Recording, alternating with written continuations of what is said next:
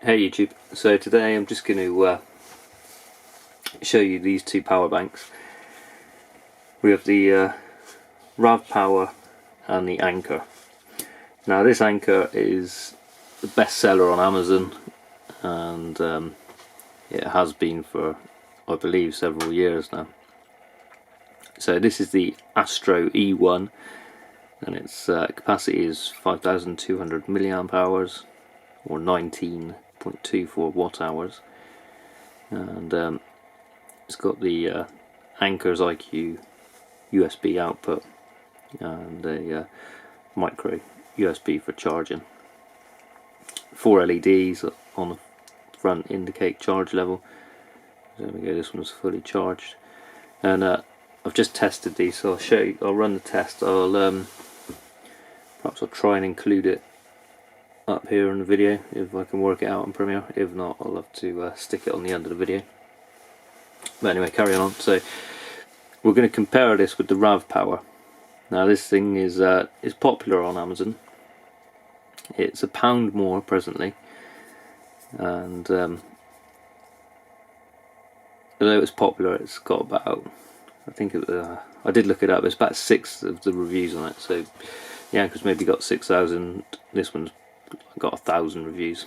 Now both 5-star products, and generally the RavPower stuff's cheaper, but the reason this one is £1 dearer than the Anker, or at least the justification for it, I should imagine, is that there. So this is the motto's not quite so catchy. This is the RP-PB17, and the capacity is 6,700 or 24 watt hours. So like I said, in comparison, wherever it was on here, the RavPower, as you can see, certainly claims a significant amount more. So 5,200 compared to 6,700. So we need to see whether that's accurate, and it probably is. What I can't understand really is Anker still sell this exact version on Amazon, and they haven't updated it. The RavPower, I believe, was the same, and they've used newer cells. The newer cells are quite common, so they're easy to get, and I'm surprised Anker haven't done it. So they both claim to use premium cells, which are something like the LG or Panasonic kind of cells. So these are what you'll find inside, something very similar for sure. This is a LG 18650. Now both of these banks have 2 of these in them, side by side, and then a control circuit at the top, giving you a 5-volt output and charging from 5-volt input. These cells will be in parallel, so say this one is 2,500 milliamp hour, 2 in parallel will give you the 5,000, or whatever the case may be on. These are nominal 3.6, 3.7 volts, and they charged 4.2, discharged to around about 3. So the circuit inside the power bank has to boost the voltage of these. So although this may have 2,000 milliamp hours, you won't actually get that from the cell, because it's probably not at that rate of discharge, and also the efficiency of the converter to change the voltage to what you need, the 5 volts, is certainly not going to be 100%. So that's why no power bank, and Anker for sure are a premium brand on these things. No matter what they say, you won't see the claimed capacity going into your device. It'll be less. How much less we'll see. So I'll run a test. I'll just show you them on Amazon. So we're going to feature. Yeah. The Anker there, bestseller at $11.99. Well, I believe there's another version of RavPower, but the one I've got is that one there, and that's $12.99. So if we go by the claimed capacity, you could probably work out what you're paying. So the best way to buy a power bank is, if you're happy with the brand and the features, is you can always just take the capacity of the Anker, try and do that through the viewfinder, that's not so easy, and divide it by the 1199. So that gives you 433 milliamp hours per pound. Obviously it'll work in whatever currency you do it in.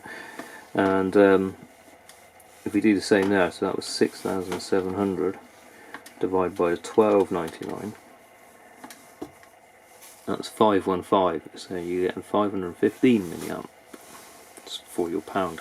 So you get more bang for your buck. As long as they do what they say, you get more bang for your buck with the RavPower. It's not really more expensive.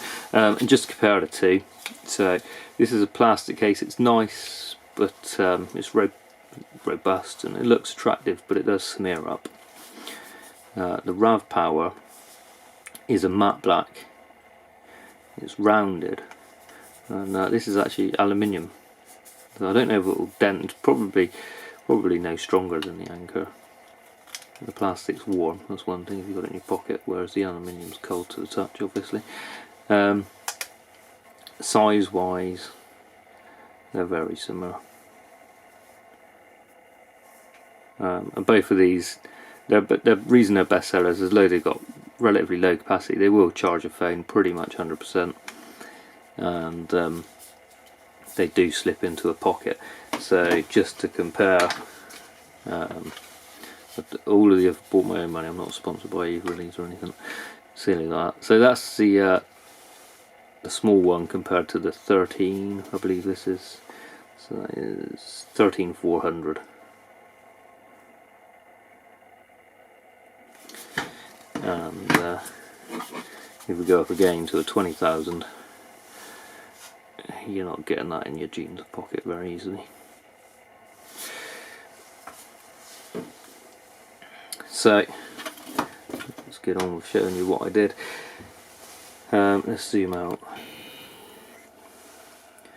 and if we come across to there, what I've got there is a DC electronic load. So on here I can type in the minimum voltage, which I've put to 4.5, because frankly if it goes below that, it may stop charging your devices. And USB should always be around 5 volt, closer the better. That for a standard USB. We'll forget quick charge stuff. And I've set the current to 2 amps. So this thing will try and draw 2 amps no matter what.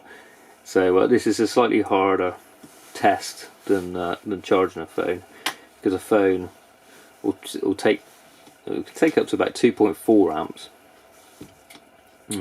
but it will only do that for maybe 50, 60, 70% of the charge, and then the current will start dropping down. But this thing will maintain 2 amps throughout. So if you were charging an iPad, perhaps something with a larger battery, you'd see a load more like this, and this would be more like the performance you could expect. So the reading on there, I've just put a bit of film on because it's not the easiest thing to read that display. It should have had a mask on there, and then you could read it. I'll put that on there, which maybe helps slightly. I'm not sure how that's going to come out on the video. Probably just making it shinier. But anyway, I used that on a test. Hopefully you can see it. And I also plugged this in, and unfortunately I did miss the termination on the Anker because it terminated quickly. But what I did, so that's the cores of the USB. This is that USB that's tangled right now. It's a quality Anker cable. No, you're not going to focus. Right? There we go. So it's quality Anker cable, stripped back, and I've just exposed the power cords on it. Gone straight into the discharge. What it will do is basically just discharge them into here. You'll hear the fan spin up and just keep it cool. Basically this just acts like a little heater discharging. But anyway, so I plug that into this YZX power meter. This is a really good one actually, and plug it into the device. And now you'll see that in the video, and I'll just leave it running and you can watch on there. So on this one you see the voltage, the current, the amp hour and the watt hour. And on here what you'll see so I'll actually start it running. What you'll see is that when the V is lit, you see in the voltage. When the AH is lit, you read the amp hour, and when the bottom one, WH, is lit, you'll read in the watt hour. This should stay at 2. That's the set current, so that's the current we're drawing, 2 amps. Now these don't quite agree, but they're close enough. Now you're going to get discrepancies. This is a sample of one of each battery, and I've done the best I can to make it equal. So they both on charge on the same charger overnight, so they're both fully charged and they're in the shed together, so similar ambient temperature. One thing I did note is the Anker felt warmer during the test. Let's stop this because I don't want to discharge it again. And overnight, as a result, I'll put the video on. I don't know if I've included it into this video, or I'm going to put it on the end. So the notes I made were that the Anker ran for 90 minutes 48 seconds, and it achieved 3 amp hour, basically 3000 milliamp hour, and 14 watt hour. In comparison, the RavPower went for 117 minutes. It achieved 4 amp hour, or 18 watt hours. So yeah, it blew it away. But both of them are considerably down. So that was 6.7 and only achieved 4, and that one was 5.2 and only achieved 3. So that is what you'll see out of these devices when you're charging your phone. And what you should expect. Now on the recharge, the Anker took 4.4, and on the recharge the RavPower took 5.2. So the RavPower took the rated power of the Anker on charge. So that's it. You can see the efficiency of charging and discharging batteries. It's not the best efficiency. And the only other thing to note is the RavPower, the voltage was slightly low actually. So this thing was reading low because this is actually quite a long cable, and the power meter did have it higher, but the voltage was only just over 4.5 from the RavPower, whereas it's 4.8 from the Anker. So that's not ideal. I think you might even see the voltage straight away without any load on it. So 4.8 we're getting on the Rav straight at the port, and again this is not lit. This isn't running, so there's no load on it. And the Anker gives you 5.2, so I much prefer the voltage of the Anker. And if we go up actually to the larger RavPower, they have high voltage, 5.2 on that one, and this big boy which has got the quick charge. I've tried this one actually, so I don't know. 5.2 again. Yeah,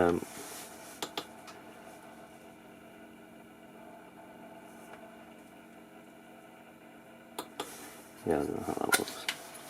This one is on a side note quite good because it's got the Type C. I've got the new MacBook, so this one will actually charge my MacBook. I don't need a mains charger on it. You can charge simultaneously with those two to quick charge it, and you got the Qualcomm quick charge 3 and 2 in that one. So that's a really good power bank. It's just the size of it. It's a bit of a pain. Anyway, this is about these two small best sellers. So yeah, not a lot more to say. I think I